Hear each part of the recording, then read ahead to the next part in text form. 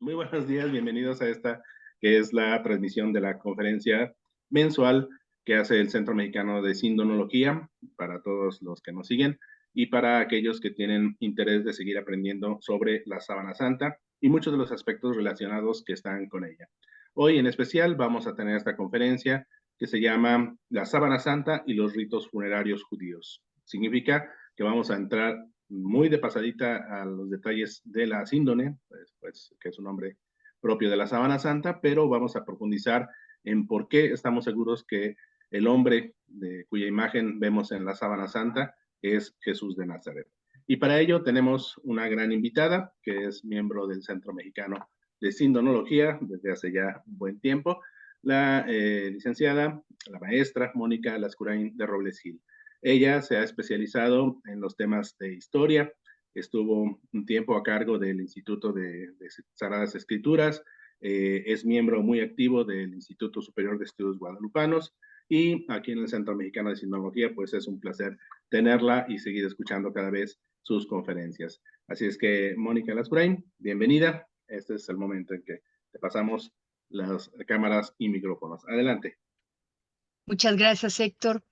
Bienvenidos a todos. Qué bueno que estemos aquí reunidos para poder empezar a conocer un poco más acerca de esta sábana santa maravillosa, la cual tenemos ya tanto tiempo de estarla estudiando y que cada vez nos hace vibrar más, cada vez nos hace sentirnos más felices por todo lo que nuestro Señor quiere transmitirnos, por todo lo que nuestro Señor quiere que conozcamos ahora en esta época de la tecnología por medio de la Sábana Santa. Y este día vamos a hablar de esos ritos funerarios judíos y que vemos en la Sábana Santa. Bueno, pues como siempre, para iniciar nuestra plática, vamos a empezar con la oración que compuso nuestro fundador, el doctor Enrique Rivero Borrell, para la Sábana Santa y que siempre que iniciamos empezamos con esta oración. Señor, que quisiste dejarnos el testimonio de tu pasión, muerte y resurrección en la Sábana Santa, concédenos tu luz para conocerte para entenderte y entenderte para amarte. Concédenos la gracia de la fortaleza para saber ser testigos tuyos y recibe nuestros actos para que, unidos a tus méritos, podamos después de la muerte contemplar tu rostro real y verdadero y gozar por toda la eternidad. Tú que vives y reinas por los siglos de los siglos. Amén. Bueno, pues vamos a iniciar entonces, en este momento, nuestra conferencia. Aquí tenemos una imagen de la Sábana Santa. Los que ya han entrado, los que ya han empezado el estudio o que ya están muy avanzados en el estudio, saben, voy aquí a bajar un poquito para que no se vea tanto y que no me tape. Todos los que ya han avanzado en el estudio de la Sábana Santa, cuando la vemos así, podemos leer perfectamente la imagen de un hombre, aquí se ve acostado, ¿verdad? La parte de atrás y la parte de enfrente. El hombre de la Sábana Santa. Ahora yo les puedo decir, con este Jesús que está en la Sábana Santa, ¿no? La Sábana Santa se encuentra en Italia, en la ciudad de Turín, que está al norte de Italia, en la Catedral de San Juan Bautista. Y sabemos que la Sábana Santa es, imagínense esto que les voy a decir en este momento, es el objeto arqueológico más estudiado de la historia. ¿Se imaginan lo que les estoy diciendo? ¿Cómo me atrevo a decir eso sí? Es el objeto arqueológico estudiado que se ha estudiado más a través de la historia. En años pasados, antes de, pues diríamos antes del 1898, que fue cuando se hizo la primera fotografía, pues no eran muchos los estudios que se le hacían, más bien era el verla, el ir a visitarla, el que se la robaron, el que todo lo que sabemos que podrían ustedes saberlo mejor el mes que entra, cuando se haga la plática general, ¿no? Bueno, para su estudio han intervenido, escuchen también esto bien, todas las disciplinas. Entonces ustedes me podrían decir, ¿cómo? Sí, las matemáticas, la biología, la botánica, todo lo que ustedes me digan, la gente que se ha interesado dice, pues a ver qué hay. Y por supuesto, han encontrado algo, ¿no? Nos decía muchas veces Adolfo, que fue nuestro presidente, lo recordamos siempre, un gran hombre, un gran sindonólogo, siempre nos decía que la sábana santa tenía don de lenguas, ¿sí? Para la ciencia. El que venga y le estudie encuentra algo, ¿no? Bueno, y luego vemos que cada vez hay más gente interesada en conocerla y en difundirla, ¿no? Y por eso podemos decir y hablar de ciencia, hablar de matemáticas, geografía, botánica, historia, sagrada escritura, los evangelios, en fin, toda una verdad, una verdadera realidad, ¿no? Para poder hacer esta plática de los ritos funerarios judíos, pues me fui a la Biblia, a ver qué había en la Biblia, en el Talmud, porque vamos a hablar de los ritos funerarios judíos, de la Mishnah, del código de la ley judía y, por supuesto, qué encontramos en la sábana santa, ¿no? Para empezar, vamos a empezar, ¿qué nos dice la Sagrada Escritura? En el Evangelio de San Juan nos dice que como era el día de la preparación de la Pascua, ese día que crucificaron a nuestro Señor, los judíos no querían que los cuerpos se quedaran en la cruz durante el sábado, pues aquel sábado era un día muy solemne. Todos sabemos que para el judío el hablar de Shabbat es el día más importante, es el día del Señor, ¿no? Entonces, y hasta sabemos que hay cierto número de pasos, que hay cosas que pueden hacer, cosas que no pueden hacer, porque es el Shabbat. Y además de ser Shabbat, había coincidido con que había caído el día de la Pascua. Y la Pascua para ellos también algo muy importante. Es el día que se celebra hasta la fecha, el día en que salieron con Moisés de la esclavitud de Egipto, ¿no? Entonces es una celebración importantísimo, es un memorial importantísimo. ¿Por qué digo memorial? Porque lo celebran no como algo que vivieron sus antepasados, sino como algo que vivo yo. Ese memorial de que gracias a la intervención de Yahvé soy libre.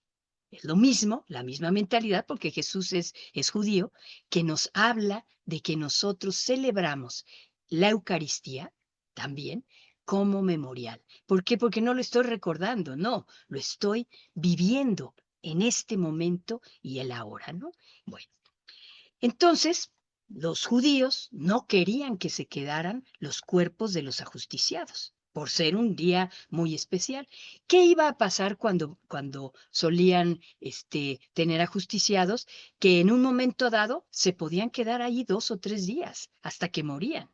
Imagínense, este historiador Tácito nos dice que dejaban ahí los cuerpos colgados de los ajusticiados, que se oía que gritaban, porque se acuerdan que también los ponían en lugares específicos, en las alturas, en las partes altas de una ciudad, en las afueras de una ciudad, todo para causar ese temor de que o te sometes o te atienes a las consecuencias. Entonces nos dice Tácito que se oía en la noche como gritaba esta pobre gente, ¿no? Y nadie se atrevía a ir a ayudarlos, ¿no? Y entonces inclusive Tácito nos dice, los ajusticiados blasfemaban hasta en contra de la madre que los había parido. En ocasiones, los sayones o soldados les cortaban la lengua para no escucharlos. Con eso nos podemos ir dando cuenta por qué sudó sangre nuestro Señor cuando estuvo en el huerto de los olivos. Él sabía qué es a lo que se iba a enfrentar, ¿no? Bueno, entonces, para que no se quedaran ahí en ese Shabbat tan importante, ¿qué iban a hacer? Esto que vemos aquí. Les iban a aplicar el crucifrarium, romperle las espinillas. El hombre ya no puede levantarse para respirar porque la posición provoca que se abre el esternón y que deje de tener capacidad de respiración. Y entonces, en 4 minutos posiblemente morían. ¿Qué hacían con el cuerpo? Lo echaban a una fosa común. Pero dice, pero al llegar a Jesús, vieron que ya estaba muerto y no le quebraron las piernas, sino que uno de los soldados le atravesó el costado con una lanza y al instante salió agua, ¿no? ¿Qué es lo que hizo este soldado? A lo que ve que está inerte, que no se mueve, en lugar de romperle las piernas, mejor le atraviesa el costado para cerciorarse de que estaba muerto, ¿no? Bueno, después de esto, nos dice San Juan, José de Arimatea se presentó a Pilato. Ahorita vamos a ver quién es José de Arimatea. Era discípulo de Jesús, pero no lo decía por medio a los judíos. Pidió a Pilato la autorización para retirar el cuerpo de Jesús. Claro, él sabía que acto seguido era, ya están muertos, los bajan y los mismos soldados los echan a una fosa común. A Jesús no. A Jesús se va, José de Arimatea, a pedir el cuerpo para poderle dar un entierro, ¿no? Juan 19:38. Y aquí tenemos algunos de los testimonios que nos están dando cada uno de los evangelistas, cómo fueron apareciendo a través de la historia, ¿no? Ya sabemos el primer evangelio, el de Marcos, ¿no? Que nos dice, había caído la tarde.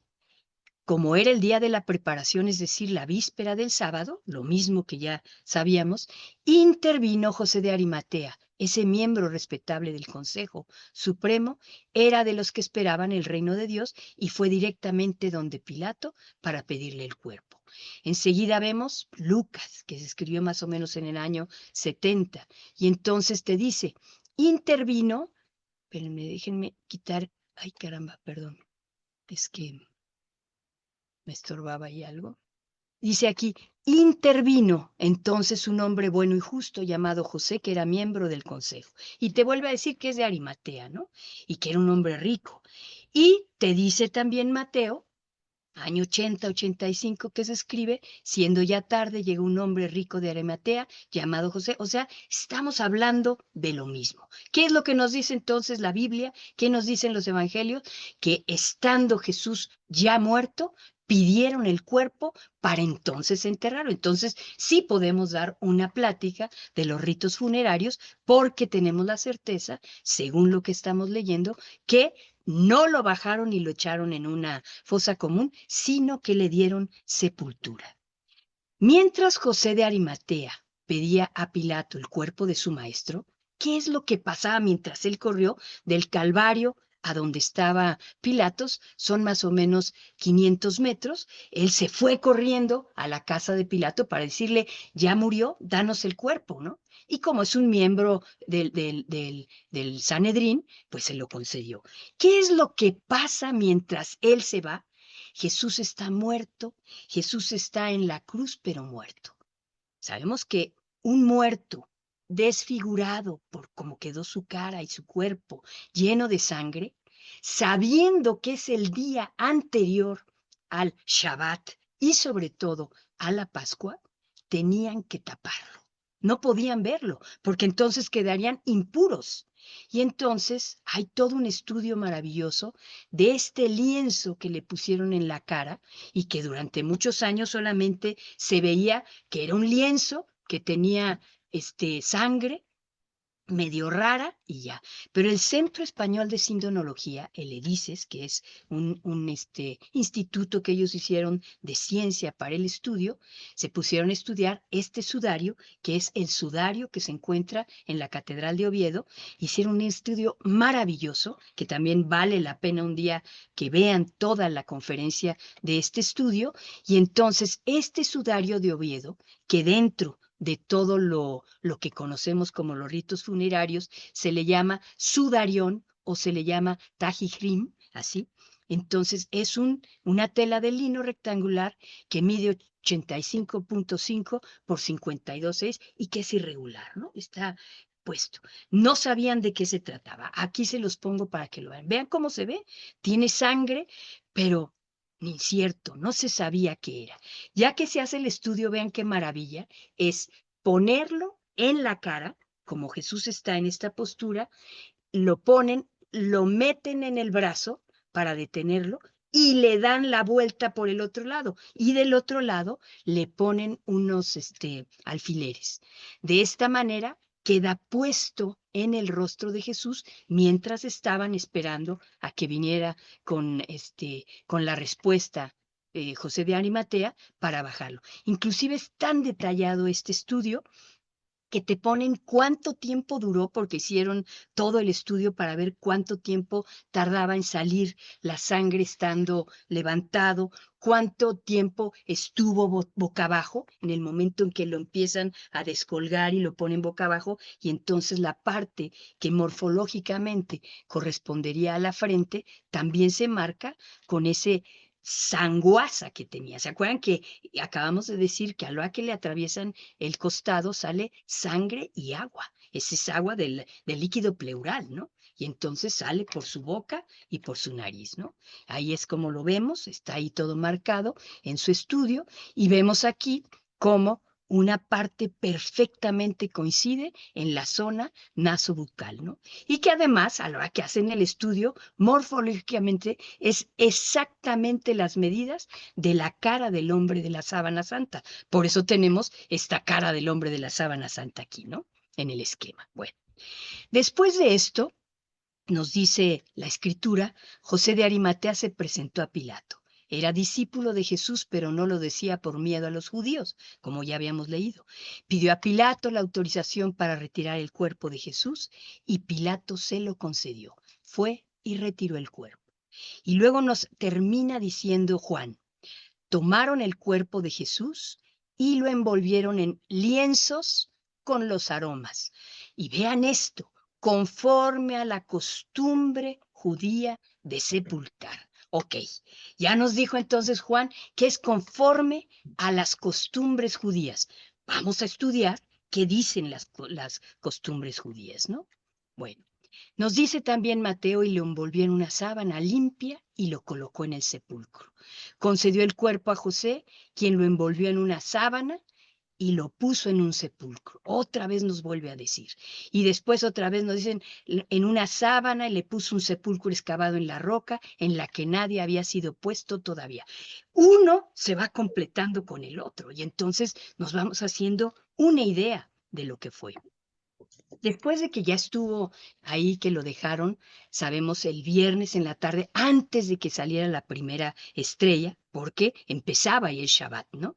Y entonces se van a su casa totalmente deprimidos, con miedo, desilusionados, decepcionados, desesperanzados, porque así sabemos que llegaron, y están reunidos. Y entonces el domingo en la mañana, María Magdalena, nos dice San Juan, también nos lo dicen los otros tres, fueron a ungirlo, a ponerle aceititos. Y en las pinturas que vemos, por lo que nos dice la escritura, las vemos que van con un frasquito, ¿no? A ponerle esto, los ungüentos. Y entonces llegan, María Magdalena ve que ya no está Jesús y corre otra vez a donde están los discípulos y le dice, salieron Pedro y el otro discípulo y se encaminaron al sepulcro. Corrían los dos juntos, pero el otro discípulo corrió por delante, más rápido que Pedro, y llegó primero al sepulcro. Se inclinó y vean, vio los lienzos allanados. ¿Por qué dijiste lienzos? En la Biblia dice vendas, porque está mal traducido. Ahorita les enseño. Pero no entró. Llega pues Simón Pedro siguiéndole y entró en el sepulcro y contempla los lienzos allanados. ¿Qué es esta palabra allanados? Desinflados. Y el sudario que estuvo sobre la cabeza de él, no, al igual que los lienzos allanados, sino al contrario, enrollado en su propio lugar. Entonces, pues, entró también el otro discípulo, quien llegara primero al sepulcro, y vean el testimonio de Juan, que es el que está escribiendo. Y vio y creyó, pues hasta entonces no había entendido todavía la escritura. Él debía resucitar de entre los muertos. Esto es importantísimo que lo tomemos en cuenta. Cuando se hace un exégesis de lo que estamos leyendo, tenemos que ir a lo más profundo. Tenemos que ir viendo a qué se está refiriendo, viendo lo que dijo anteriormente, a dónde quiere llegar, viendo cuál es el sentido que le está dando cada uno de los evangelistas. Y es hermosísimo. irnos dando cuenta por qué escriben tal o cual cosa, ¿no? Es todo lo que se hace en el estudio de la Sagrada Escritura, que es fascinante, ¿no? Bueno, ya vimos eso. Esto es como debieron de haber dejado a Jesús en esta imagen que ven aquí. Si ustedes se fijan aquí en la cabeza, adentro de la cabeza trae un sudarión. Este sudario que les acabo de enseñar, que es el sudario de Oviedo, es el que le pusieron en la cara. Ya que lo ponen en la lápida, en la piedra, se lo quitan, no se lo dejaron puesto, porque si no, no tendríamos la imagen que tiene la sábana santa con cara, la tendríamos sin cara, pero está perfecta la cara. Quiere decir que se lo quitaron. ¿Qué hicieron con ese sudario? Posiblemente lo doblaron y lo pusieron en un lugar aparte. Eso no lo sabemos ni lo vamos a saber. O posiblemente lo hicieron rollo y se lo enrollaron alrededor de la cara, que esa era otra de las prescripciones del rito funerario, detener la boca para que no se abriera, ¿no? Entonces, sí estamos viendo que la sábana aquí se la ponen como muy apretadita, posiblemente no estaba así tan apretadita, y vemos aquí cómo tiene adentro, alrededor de su cara, un sudarión también, ¿no? Y aquí en esta fotografía maravillosa vemos otra vez la sábana allanada, desinflada. Ya no hay cuerpo, pero tampoco está abierta, ¿no? El cuerpo está y en el momento de la resurrección ya no está. ¿Y qué es lo que pasa con la sábana? Queda igual que como había estado, pero ya sin el abultamiento del cuerpo. Y el sudario que estaba enrollado en su propio lugar, ahí mismo. Claro, a la hora que ve esto, Juan dice, y vio y creyó. ¿Qué está haciendo Juan en el año 95 que está escribiendo todo su evangelio? Precisamente nos está dando un testimonio de que él es el que vio cómo quedaron los lienzos. Es una maravilla lo que nos dice, ¿no? Bueno, seguimos. Aquí otra vez una imagen en la que vemos cómo está con el cuerpo y después sin el cuerpo, ¿no? Aquí les pongo porque dije lienzo y no dije venda. En el griego, como está escrito el Evangelio, dice ozone, lienzo, o ozonia, plural, lienzos. Es la palabra que Juan utiliza para describir los lienzos, la sábana, las mortajas, porque no era nada más una sábana. Como estamos viendo, también hay un sudario, ¿no? El mismo Juan utiliza la palabra keriai cuando habla del momento en que sale Lázaro del sepulcro. Y entonces ahí está la diferencia. En Juan 19, bueno, Juan 20, cuando nos está hablando de que vio y creyó, nos habla de lienzos. En cambio, cuando leemos Juan 11:44, que está hablando del momento que Jesús hace que resucite Lázaro, ahí nos habla de que venían en sus manos amarradas con vendas. Keriai. Ahí está la diferencia, ¿no? Muy bien. Keimena quiere decir colocados, esa palabra que dije, allanados, echados, puestos, keimena, es la palabra que usa. Por eso, a la hora de traducirlo, dices, los lienzos estaban desinflados o estaban allanados, ¿no? Y luego te dice otonia, vestidos de lino, tela de fino lino, otonia, ¿no? Y luego, cuando te habla del sudario, dice el que estaba sobre o encima, pero te dice una palabra que dice entetiglemón. Esta palabra que vemos aquí, entetiglemón, quiere decir enrollado, pero enrollado en su propio lugar, ¿no?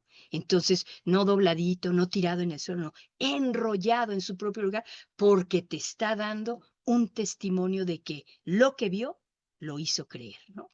Y es lo que nos está transmitiendo, ¿no? Y entonces otra vez volvemos a ver, y vio y creyó. En ese momento, Juan, ¿qué es lo que había dicho Jesús? Me voy a ir, pero al tercer día voy a resucitar. Y todos no entendían qué decía. Y en ese momento se da cuenta, vio y creyó que él tenía que resucitar. Ya no estaba ahí. Y además ya no está ahí de una forma extraordinaria, de una forma que no es tan normal, ¿Cómo sacas a un cuerpo de de una sábana que está y enseguida no está? ¿Cómo? Con la resurrección. Bueno, ahí estamos viendo otra vez la sábana santa con todo el cuerpo. Y la corto para que la podamos ver.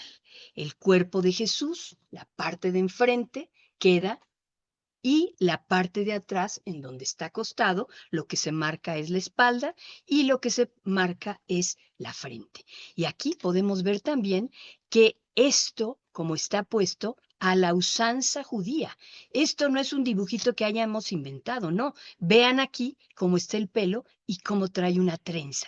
Exactamente cómo preparaban también a la usanza judía. Y no nada más para el rito funerario, no, para trabajar. Traían el pelo largo y por supuesto se lo amarraban atrás para que no les molestara, ¿no? Entonces, muy a la usanza judía, ¿no?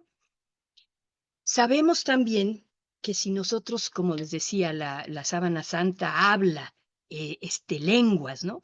Si la usamos como espejo del Evangelio, podríamos entonces darnos cuenta que la imagen que tiene corresponde efectivamente a la flagelación que recibió. Ya el mes que entra podrán ver todos los detalles del estudio, con una corona de espinas también. También llevó el patíbulo y aquí cuando vemos que en lugar de llevar la cruz, como teníamos idea de ¿Qué todas las más? culturas Ya es todo, ya. de la Edad Media, Mira, ¿le acuérdense de, cierro? Ya está. No, me quemé. permítanme, está ¿Qué pasa? escuchándose, por favor, ¿pueden silenciar todos? Perdón, ya lo silencié yo. Muy bien. Entonces, que creíamos que era una cruz que llevaba, y aquí vemos que no, que es un travesaño que llevaba. Y entonces, a lo que se hacen los estudios de antropología, todos los estudios, nos damos cuenta que efectivamente lo que llevaban era un patíbulo del verbo patere, estar abierto, ¿no? Ya también lo verán dentro de un mes, ¿no? Y vemos además que este hombre de la sábana santa fue crucificado por las manos y también por los pies. Y después nos dice la Sagrada Escritura que fue atravesado en el costado.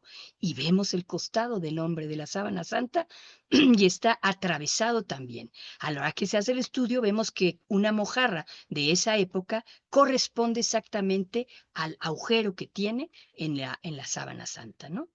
Y por supuesto que a la hora de que estuvo ya acostado en la sábana santa, pues siguió saliendo emanando esa sangre y esa agua de la que nos habla Juan, y entonces vemos en la parte de atrás cómo efectivamente se siguió chorreando, ¿no? Y ya no vemos sangre como esta, sino es una sanguaza, ¿no? Con la sangre y agua. Muy bien. Vamos entonces ahora a entrar de lleno a los ritos funerarios. ¿Qué sabemos acerca de estos ritos funerarios judíos? Como les dije, citas bíblicas, citas del Talmud, muy interesante, diferentes fuentes como enciclopedias bíblicas, algunos libros, de Jesús en su tiempo, historia de Israel, que también nos ayuda a conocer más usos y costumbres de los judíos. Todo eso nos va dando una idea mejor de lo que estamos leyendo en el Evangelio, ¿no? Por ejemplo, leemos en Segunda de Crónicas 16:14. Se describe el entierro del rey Asa, que dice, lo pusieron en un lecho que habían llenado de aromas, preparados según el arte de la perfumería. Ahorita vamos a ver por qué utilizaban esos perfumes, ¿no? Y luego dice también en Juan 11, cuando Lázaro, que te dice, y salió el muerto, tenía las manos y los pies atados con vendas, como ya habíamos dicho, keriai, y la cabeza cubierta con un sudario. Entonces aquí ya subrayé aromas, las vendas de las manos, que por supuesto en Jesús no las hemos visto, el sudario, que sí lo vimos, Marcos que nos dice que además de la sábana, un sepulcro excavado en la roca, en Juan 11 también una cueva excavada en la roca, con vendas y el rostro envuelto en keriai, en Hechos 9 dice, por aquellos días enfermó y murió, la lavaron y la pusieron en una estancia superior. Entonces hay varias veces que lo podemos leer, ¿no? Entonces ya tenemos sábana, que estaban atadas las manos de Lázaro, los aromas, el sepulcro excavado en la roca de piedra, que lo lavaron y el sudario. Y entonces ahorita vamos a ver qué es lo que tiene Jesús, ¿no? vamos a ver. El sudario, que ya lo vimos, miren, en esta imagen maravillosa de esta escultura de Miñarro, en la que pone efectivamente un sudario alrededor de su cabeza, y vean además cómo tiene el pelo aquí por fuera, porque es un maestro, ¿no? En un rabí. Y entonces aquí vemos la imagen de la sábana santa y por supuesto podemos pensar, claro que parece que tenía este sudario, ¿no? Conforme a la costumbre judía, ¿no? Bueno, y luego en los evangelios ya vimos esto de la sábana, en Marcos, en Lucas, en Mateo, cada uno nos vuelve a decir todo esto, ¿no? La sábana y el sepulcro excavado en la roca. Y después nos leemos aquí en usos y costumbres de los judíos en tiempos de Cristo. Dice, según el Talmud, estas moradas de los muertos tenían generalmente una longitud de 1,80 metros y una anchura de 2,75 y unos 3 metros de altura. Y sabemos que en la roca se excavaba para poder tener ahí los lugarcitos, las cuevitas, en donde iban poniendo varios cadáveres, ¿no? Varios muertos.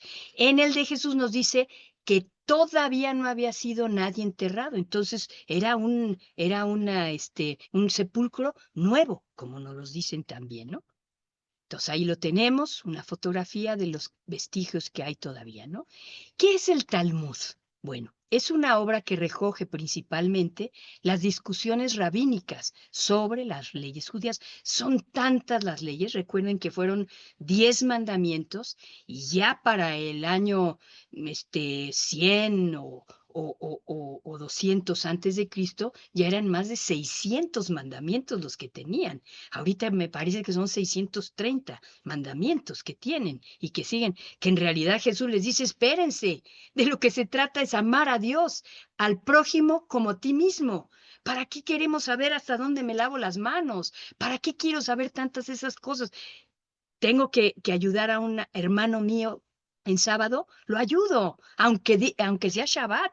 ¿Se acuerdan qué es lo que les dice, no? Claro, porque Jesús nos viene a decir que lo que debe imperar es el amor, no tantas detalles. Pero bueno, esto, como nos dice aquí, son principalmente discusiones rabínicas sobre las leyes judías, que es hermosísimo conocerlas, ¿no? Sus tradiciones, sus costumbres, sus narraciones y dichos, sus parábolas, sus historias, sus leyendas, todo esto es lo que viene en el Talmud, ¿no? Y dice, los más antiguos fueron redactados en la época de los evangelios. Sus autores son llamados Tanaim. El Talmud se divide en dos. A, la Mishnah, que es el estudio de la ley, y la B, la Gemara, que es la explicación de esa misma ley, ¿no? Bueno, los lienzos mortuorios son designados con términos diversos. Cuando estamos leyéndolos, te hablan de un sadín, te hablan del tajikrim, del kakikrim, de las mortajas, de los lienzos, de las fajas, del sudario, todo te van diciendo, ¿no?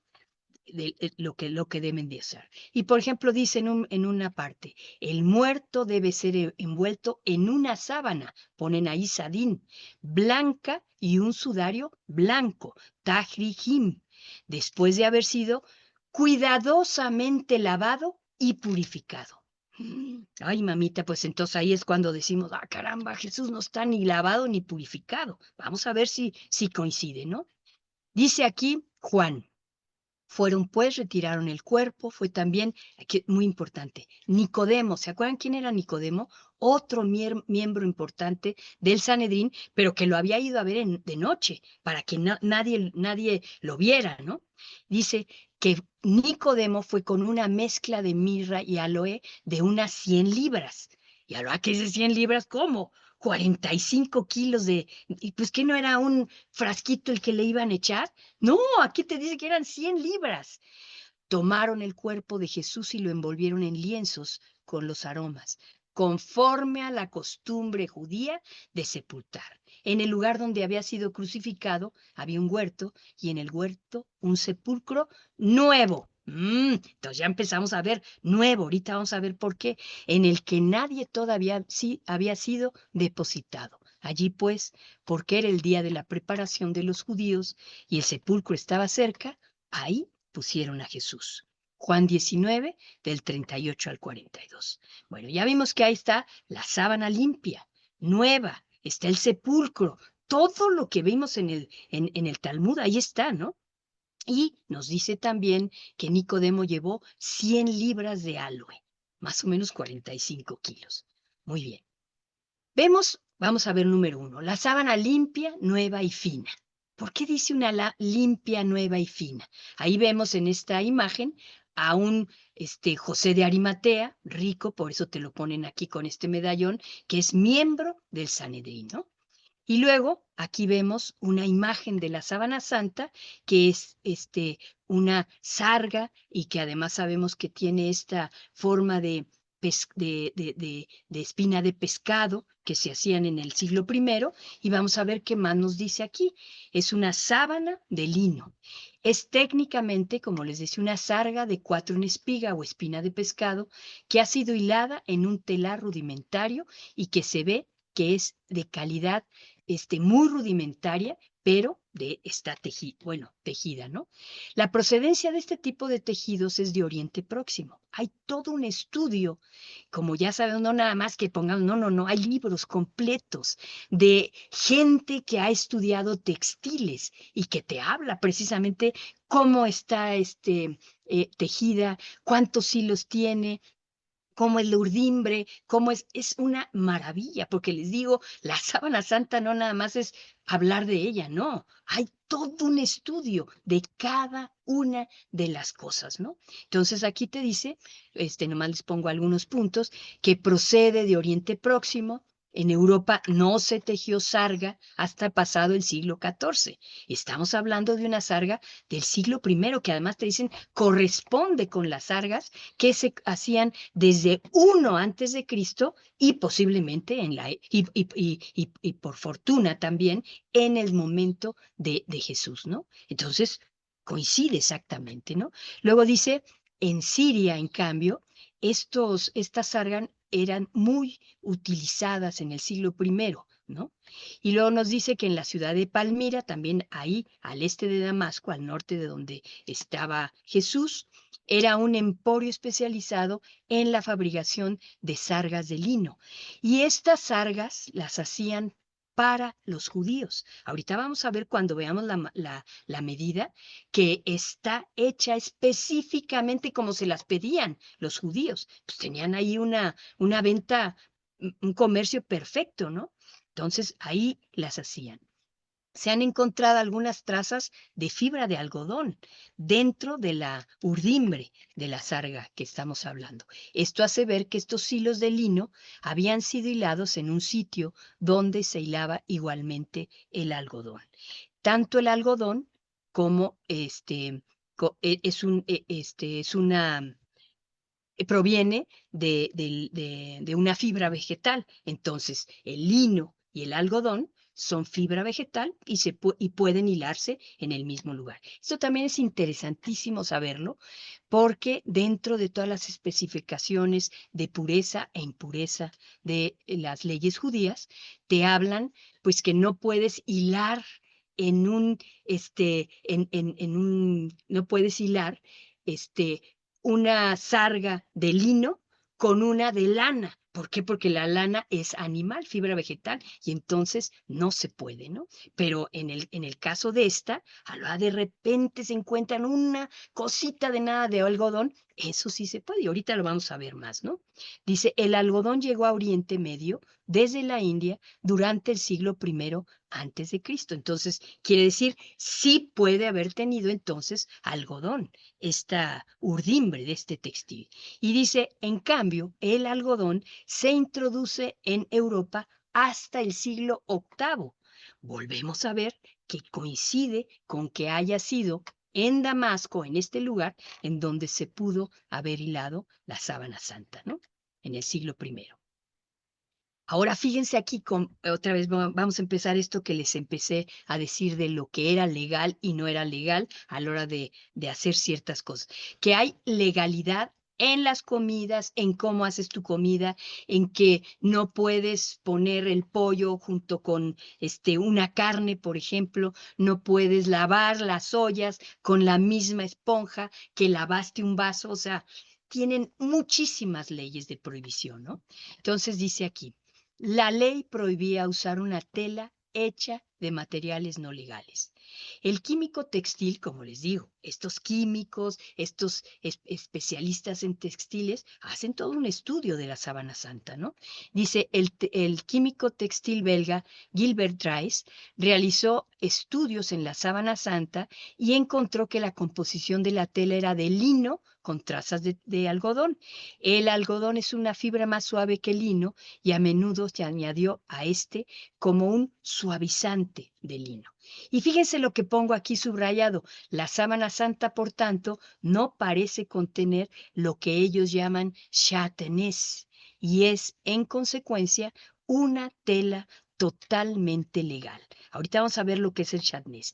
Los discípulos que estaban bajo la presión del Sanedrín, claro, imagínense, estaban aterrados ahí guardados, ya les habían matado al maestro por su asociación a Jesús, no habrían querido acentuar la tensión ya existente en el uso de una tela que estuviera bajo chatnez. Lo más seguro para cualquier involucrado era que Jesús, aun cuando había sido ejecutado por una traición religiosa, ¿se acuerdan que grita, ha blasfemado? ¿Qué más tenemos que hacer ahorita? ¿A quién tenemos que traer? A nada. Es reo de muerte, ¿no? Ha blasfemado. Entonces, ejecutado por una traición religiosa, fuera enterrado en un manto que no tuviera problema respecto del chatnez y siguiendo las costumbres fúnebres judías, utilizaron esta sábana, ¿no? Muy bien, esto, perdón, le regreso tantito porque esto es de un estudio que hace Rebecca Jackson en Turing Shroud Center of Colorado. Es una sindonóloga, esposa de John Jackson, de los que estuvieron en el, en el STURP, en el estudio que se hizo en 1978 de la sábana santa, ¿no? Interesantísimo. Bueno, entonces la sábana santa es limpia, o sea, no tiene chatnez. A eso se refiere con que es limpia, es fina y es nueva. Es limpia porque no contiene chatnez. ¿Qué es el chatnez? Es la prohibición bíblica de vestir un atuendo que esté hecho con lana y lino juntos. Por ejemplo, nos habla en Deuteronomio 22:11 que dice, no vestirás ropa tejida mitad de lana y mitad de lino. Y después dice, ya se acuerdan que es algodón lo que encontraron un poquito de algodón. Y en Levítico 19:11, no uses ropa de dos clases de tejido. ¿Para qué? Para no incurrir en el chatnez, ¿no? Y luego dice, es una fina pieza de lido comprada por José de Arimatea, pues sí, era de un rico, entonces era una tela finísima. Cuando la tocan, este lienzo, dicen que es suavísimo y además dicen que no pesa, o sea, no me acuerdo cuánto pesa ahorita, pero es suavecito, es finísimo, ¿no? Y luego pues era nueva, porque la compró José de Arimatea, ahí la tenía, y se la da a Jesús, ¿no? Otro dato muy interesante es la medida de la sábana. Como les decía, estas sábanas se hacían en este lugar, en Damasco, precisamente porque tenían el comercio con todos los judíos. Dice aquí, es una fina tela de lino que mide más o menos 4,41 por 1,10, incluida una tira, vean cómo sale ahorita la tira, que cuando nosotros vemos la sábana no se le nota. Quiere decir que le añadieron ese pedacito de 8 centímetros para que pudiera tener el ancho específico que pedían para el rito funeral, ¿no?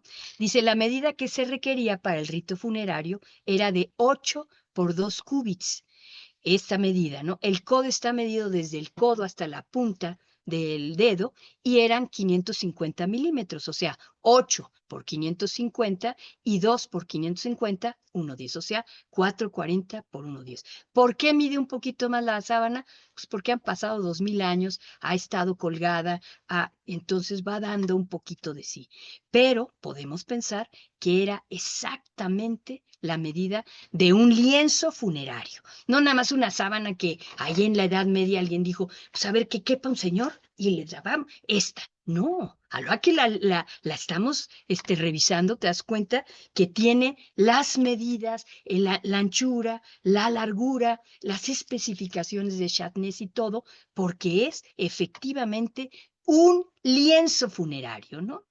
Muy bien, seguimos. Dentro de las costumbres, esto es nada más un detalle que me gustó poner, ¿no? Dentro de las costumbres para llevar a cabo los ritos funerarios, se habla de la insensatez, al lujo en los lienzos para envolver el cuerpo del muerto. Y esto viene en el Talmud, que decían que les ponían una carga terrible a la gente pobre porque era a fuerzas que lo tenías que meter al muerto en una tela de lino. ¿Cuánto les costaba la tela de lino? Y si era una persona pobre, ¿qué hacía? Tenían que ayudarle para comprarla, ¿no? Entonces, vean lo que ponen aquí al calce. Al final, el Rabí Gamaliel, ¿quién es este Rabí Gamaliel? Gamaliel pertenecía al Sanedrín, era un miembro importantísimo del Sanedrín, era un maestro. Si se acuerdan ustedes, cuando Pablo se describe, dice que él es fariseo y que el que lo educó en la fe es el maestro Gamaliel Y este Gamaliel es el que también vemos en Hechos 5, me parece que es Hechos 5, 30 y tantos, que habla de que cuando detienen a San Pedro y a San Juan, y que les prohíben que ya hablan de Jesús después de un discurso hermosísimo que hace Pedro, Gamaliel les dice, sálganse porque voy a hablar con el Sanedrín. Y entonces habla con el Sanedrín y les dice, oigan, tranquilos, acuérdense que en tiempos pasados hubo un tal Teudas que llegó a tener hasta 400 seguidores, pero el día que se murió se acabó y se dispersaron los seguidores. Y luego hubo otro que se llamaba Judas el Galileo, que también tuvo unos tantos seguidores y apenas murió y se dispersaron. Entonces le dice, déjenlos. Si estos que están hablando de Jesús siguen juntos, no vaya a ser que ustedes estén peleando contra Dios y queden mal. Déjenlos. Entonces te dice la escritura que los flagelaron y los dejaron que se fueran, ¿no? Entonces Gamaliel es el que intervino, ¿no? Y bueno, ya nada más para terminar, Pedro y Juan salen ahí todos golpeados, felices de haber padecido por Jesús, ¿no? Bueno, entonces Gamaliel, vean qué hombre tan equilibrado que dice, al final, el Rabí Gamaliel introdujo una reforma muy necesaria, ahí en lo que estamos hablando, dejando instrucciones de que a él se le sepultara en sencillas vestiduras de lino y no el lino de gente muy importante. Entonces se empiezan a hacer también linos de mucha más baja calidad, claro, sin incurrir en el chatnez ni nada, ¿no? Pero para quitarles esa carga también a los pobres, ¿no? Bueno, seguimos. El sepulcro, que vimos que todos ponen el sepulcro. Y nos dice en la enciclopedia bíblica, cuando alguien moría, se depositaba el cuerpo ungido y amortajado en uno de los bancos o en uno de los agujeros del muro. Como les decía, estaba la cueva esta y en las paredes iban haciendo iban rascando para que ahí tuvieran en dónde ir poniendo los cuerpos, ¿no? De 3 metros, entonces podían apilarlos, ¿no? Uno y luego hacían otro nicho y otro, ¿no? En el de Jesús no había nada, porque era nuevo, ¿no? Era el único que había, el de él. Y entonces dice aquí, la entrada se cerraba con una piedra rodada o en ocasiones rodando una losa redonda a una zanja baja, como ya lo sabemos, ¿no? Era necesaria una puerta segura para proteger a los cadáveres de los animales salvajes que viven de carroña. Cuando el cuerpo se había descompuesto, se reunían a veces los huesos en un cofre o en un osario y se colocaban en uno de los nichos, ¿no? Y seguían utilizando estos sepulcros, ¿no? Bueno, ahí vemos este sepulcro otra vez que hemos estado usando. Después vimos que también cada uno de los evangelistas nos habla de que pasado el sábado, las mujeres, aquí nos dice María Magdalena, María la madre de Santiago y Salomé, compraron los aromas para embalsamar el cuerpo, ¿no? Ya sabemos después lo que pasó. Y también vimos este testimonio que nos da Juan, de que nos dice que Nicodemo, a la hora de que supo que lo iban a enterrar en un sepulcro nuevo, dice, fue también Nicodemo, aquel que anteriormente había ido a verle de noche, con una mezcla de mirra de unas 100 libras. 100 libras, como decíamos, una cantidad extraordinaria. A veces, cuando estás haciendo el estudio de la Sagrada Escritura, decías, ay, qué lindo, Juan, puso ahí que eran esa cantidad de libras, porque está pensando en que estás ungiendo al rey. No, si era verdad, si estamos ungiendo un rey, pero si era verdad. ¿Por qué? Porque fíjense, estos aromas que se usaban en las sepulturas antiguamente eran y nos dice en el Tratado sobre la Conservación de los Cadáveres, que se llama Aetius, en el antiguo escritor sobre la calidad de los aromas usados en la sepultura, que era médico, que era químico y era herborista, él nos dice que estos aromas se utilizaban en razón de la higiene colectiva, de la oblación sacrificial, propiciatoria y del respeto a los restos mismos de los amados difuntos, para que se alejasen de los cadáveres las injurias de los animales depredadores y en cierto modo protegiesen su natural descomposición. Entonces, sí, para eso se usaban. No nada más era ungirlo porque es el rey, no, era también para cuidarse de que se descomponga el cuerpo y entonces venga una peste terrible, no nada más peste de oler, una peste de enfermedad, porque los aires meterían los olores del sepulcro, ¿no? Entonces estaban del lado por donde no entran los aires, precisamente para evitar infecciones en las ciudades, en los pueblos, ¿no? Muy bien. Entonces nos dice aquí, se ha llegado a la conclusión que el migma, este aroma, estos aromas, estos aceites usados por Nicodemos, según el Evangelio de San Juan, debió ser una mezcla de polvo antiséptico y oloroso, embalsamatorios, como son justamente la mirra y el aloe. Pero ahora vamos a ver algo más todavía. Esto ya, a lo que se hace este estudio, bueno, pues ya se quedan, dice, bueno, pues creo que le exagera un poco el Nicodemo, ¿no? ¡No! Fíjense lo que pasó en 1973, apenas en octubre, y hasta junio de 74, se encontró un cementerio subterráneo judío en la Via Nomentana, en Roma. Y se empieza a hacer todo el estudio. Y entonces dice que lo más interesante es que estas tumbas habían estado cerradas desde el siglo I, no las habían encontrado. Y a la hora de que las abren, se empiezan a oler todavía. Olía la mirra y el aloe. Imagínense qué interesante, ¿no?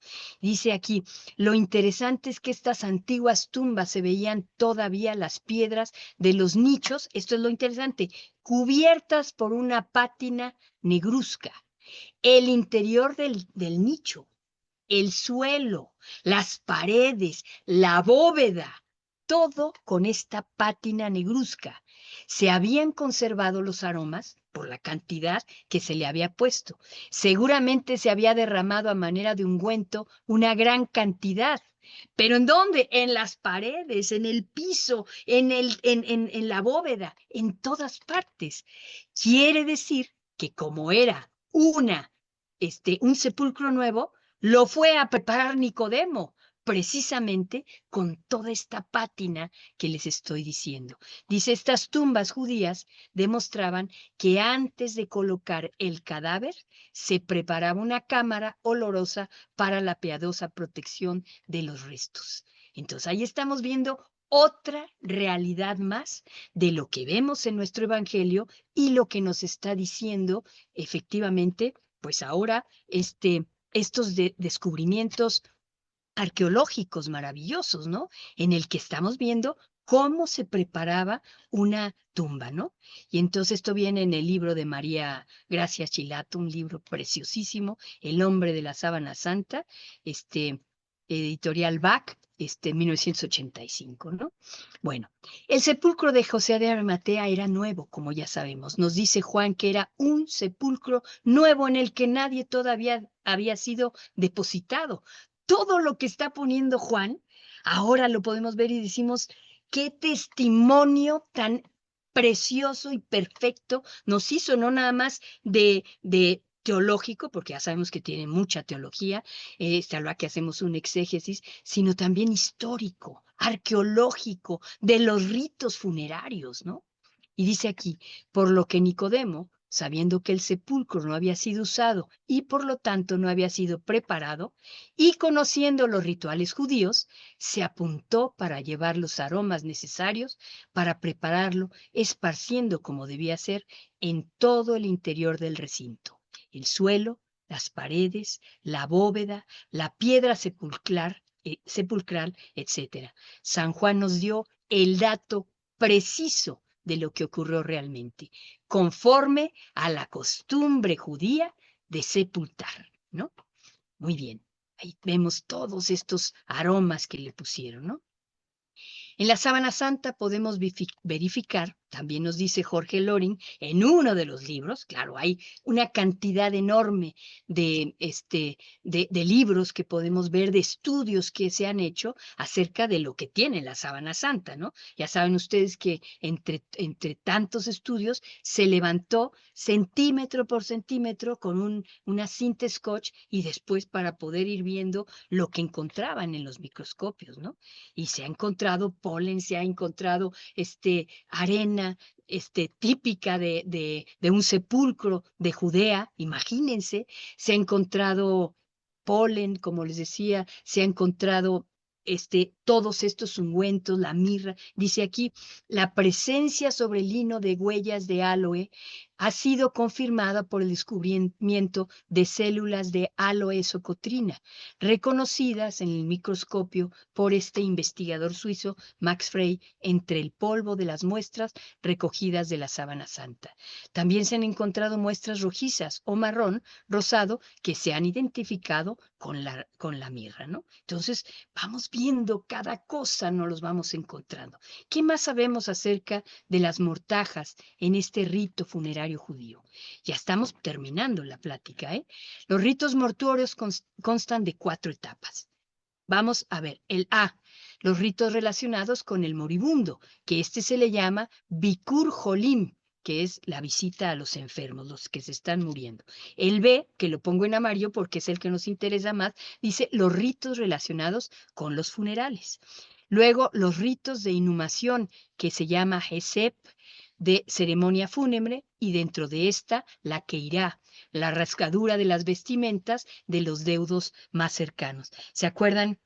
Esta rasgadura que la podemos ver en 2 de Samuel 13:31, cuando vienen a decirle al rey David que Absalón ya había mandado matar a Amnón, y primero le dicen, mandó matar a todos los hermanos que venían con él, y entonces, ¿qué te dice? Entonces, el rey se levantó, rasgó sus vestiduras y se tiró rostro en tierra, ¿no? ¿Y qué quiere decir esto? Es algo, como para decir, rasgo mis vestiduras porque es una señal de duelo, ¿no? Entonces, muy importante que irá. Y luego el duelo y el aniversario, ¿no? Y aquí se volvió a poner la A, pero más bien era la D. El duelo y el aniversario, ¿no? Que también es muy importante. Vamos a ver el B. Producido el deceso, el cuerpo del muerto debe ser tratado con respeto y delicadeza, como vemos que se trató Jesús cuando le pusieron ese sudario en la cabeza, cuando lo bajaron. Se ve perfectamente, bueno, con ese estudio padrísimo, cómo lo levantaron de los brazos, seguramente con una sábana, un lienzo, lo levantaron, lo pusieron para enfrente, lo bajaron con todo cuidado, se va viendo, ¿no? Este respeto y delicadeza. Los miembros de la Hebra Kadishá se preocupan en realizar la preparación del cuerpo para luego cubrirlo con los tajikrim, las mortajas de color blanco. ¿Qué es lo que pasa y sabemos de Jesús? Que estaban, si muere a las 3 de la tarde, en lo que lo bajan y todo, seguramente ya eran las 4:15. Ellos tenían que llegar, depositarlo y ya irse corriendo a sus casas para no incurrir en esta falta de pureza, ¿no? Y entonces, pues a pesar de que es Jesús, a pesar de que es un maestro, lo quieren cumplir, ¿no? Bueno, y entonces lo bajan, lo meten con la sábana y se van. Seguramente, como nos dijo ahí, Nicodemo ha de haber ido con varios y a poner todo esto para preparar y poner la sábana santa. Y por eso a lo que hacen el estudio de la sábana santa te dice tiene una gran cantidad de mirra y de aloe, ¿no? Por adelante y por atrás, ¿no? Muy bien. Las leyes del duelo nos hablan del verbo estefiasin, que significa preparar para la sepultura, limpiar el cuerpo, ungirlo con aceite y envolverlo en los lienzos. Y si bien las descripciones que hallamos en el Nuevo Testamento sobre modalidades de sepultura típicamente judía en el siglo I no son muy detalladas, sin embargo, descubrimos en ellas ciertas líneas. Por ejemplo, en Hechos Nuevos dice, se solía lavar el cadáver. Ahí está uno. En Juan 11, atar las manos y los pies.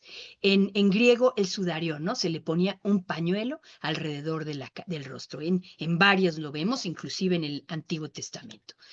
Después envolvía el cuerpo en lienzos limpios, frecuentemente salpicados de especies, como lo sabemos, ¿no? Luego se le depositaba en un sepulcro. Y nos dice el código de la ley judía, y nos añade que generalmente se le afeitaba completamente la cabeza, la barba, y se le cortaban las uñas de las manos antes del entierro. Todo eso tenía que haber tenido Jesús. Eso es lo que creemos. El muerto debe ser envuelto en una sábana sadín blanca y un sudario blanco, después de haber sido cuidadosamente lavado y purificado. Código de la ley judía. La sábana es una perfecta expresión del tajikrim. Es blanca, no tiene costuras, no tiene nudos, no tiene bolsillos, ¿no? Ahí la vemos. Y luego, las honras fúnebres nos dicen cuando alguien moría, se le cerraban los ojos, se lavaba el cuerpo, se envolvía en telas blancas. Esto de cerraba los ojos, te hablan de ponerle unas monedas, que ya saben cuando vean todo el estudio completo, sí tiene unas monedas que se marcaron a la hora de la resurrección, se le ponen para cerrar los ojos unas monedas, y si era una persona muy pobre, se le ponen, así dice, pedazos de paliacate, o sea, de barro en los ojos, ¿no? En Jesús, como está ungiéndolo, o más bien lo está sepultando un hombre rico, le pusieron monedas, ¿no?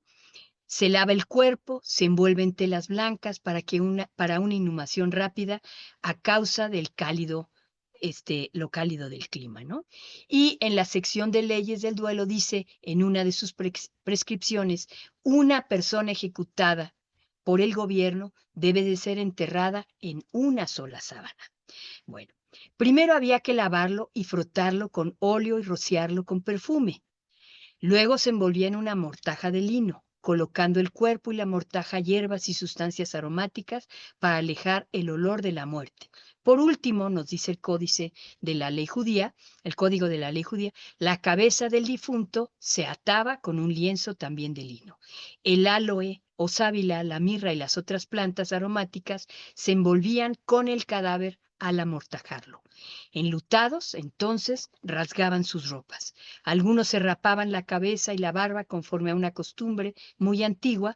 Para el funeral de la esposa se debía contratar por lo menos una plañidera. Las plañideras eran las que le pagabas para que llorara a gritos, ¿no?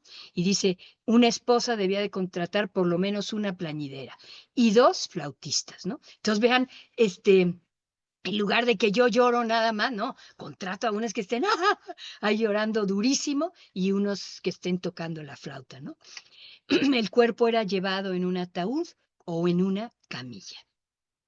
Lo primero que tenían que hacer, como vimos, según la ley del código de la ley judía, el halajá, que es la Mishnah, que es el estudio de la ley, forma parte del Talmud y conjuntamente con la Torá y la ley escrita forman la halajá. Entonces, este código de la ley judía halajá, que es esto, nos dice, relata que si bien el lavado y el corte de pelo y las uñas eran un procedimiento corriente en la práctica sepulcral judía, estas operaciones no se podían ejecutar en el caso de una persona justiciada por el gobierno o por el Estado, ni en el de personas que hubieran muerto de muerte violenta. Entonces, ahí estamos viendo a Jesús.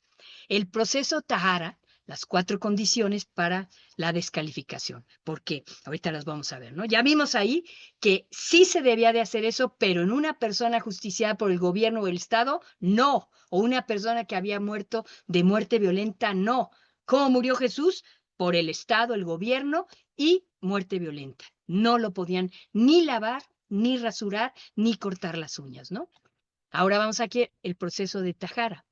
Los escépticos, por supuesto judíos, al notar las manchas de sangre del manto de Turín, de la sábana santa, a menudo formulaban una pregunta que parece apropiada. Si esta sábana fuera realmente el manto fúnebre de Jesús, ¿por qué no lavaron el cuerpo antes de enterrarlo? Las manchas de sangre impregnadas en el manto indican efectivamente que el cuerpo del hombre de la sábana santa no fue lavado, un hecho que sigue plenamente lo establecido por la ley judía de entonces o halajá. Según el halajá, un hombre o mujer judía no podía pasar por el ritual de purificación previo a su entierro, conocido como tahara, si se encontraba en alguna de estas condiciones.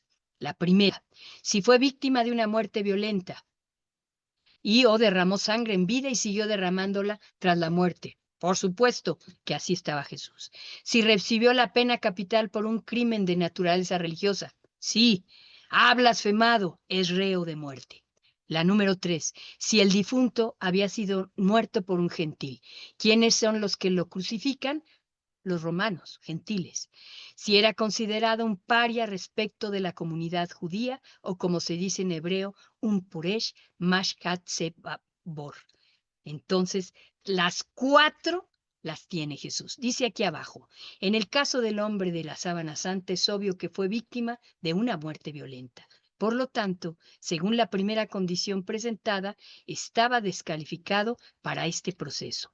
Si además el hombre de la sábana es Jesús, entonces podemos decir que está descalificado según estas 4 condiciones, ¿no? Entonces ahí vamos viendo, descubriendo cómo Jesús efectivamente, cómo nos los muestra la sábana santa, reúne todo lo que nos dice la ley judía, la halajá. Conclusión. La sepultura que recibió el hombre de la sábana, el hombre de la síndone, está en perfecto acuerdo con las costumbres judías del siglo I, tal como se nos presenta en el Nuevo Testamento, en el Talmud, en la Mishnah, en el Código de la Ley Judía, en los hallazgos arqueológicos, etc. Especialmente los textos del Nuevo Testamento, así como los ya mencionados, nos muestran que el rito fúnebre utilizado para Jesús era una opción disponible para los judíos de aquella época. La sábana santa, una sábana blanca, que corresponde a los lienzos que utilizaban en el siglo I y que no incurre en el shatnez, con la medida que se requería. La gran cantidad de aloe y mirra, ya que nos dice San Juan que era un sepulcro nuevo. No fue lavado, ni afeitado, ni le cortaron las uñas. Terminamos diciendo, y más estudios, y más nos sorprende. ¿Son coincidencias? ¿O son definitivamente diosidencias? Hemos revisado el Talmud, la Mishnah, el código de la ley judía y falta mucho más por decir, por entender, por enseñar.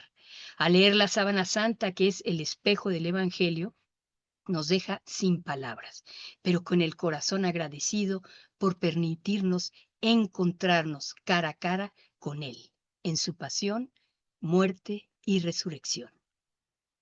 Muchas gracias.